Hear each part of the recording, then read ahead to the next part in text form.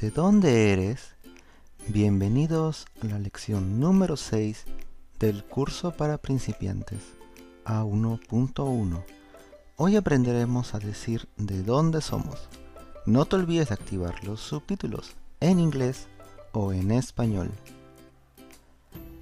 Presta atención a las siguientes conversaciones y a las palabras marcadas. Hola, me llamo Marco y soy brasileño porque soy de Brasil. Yo soy Andrea y también soy de Brasil, por eso soy brasileña. Buenos días, señora García. ¿De dónde es usted? Buenos días, yo soy española. Buenos días, yo me llamo Carlos y soy peruano.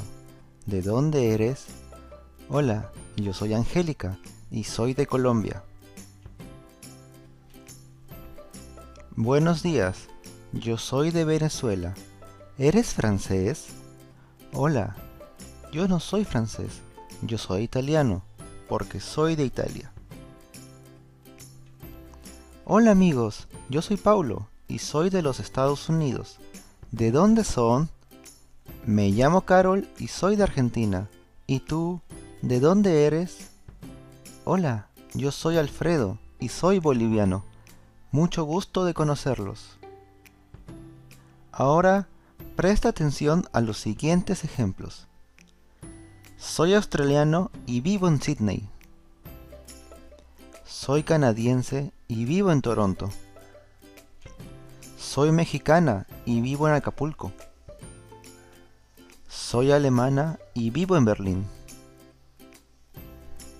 Soy chileno y vivo en Valparaíso. Soy paraguayo y vivo en Asunción. Soy argentina y vivo en Buenos Aires. Soy cubana y vivo en La Habana. Ahora te toca a ti. Responda a las siguientes preguntas. ¿De dónde eres? ¿Dónde vives?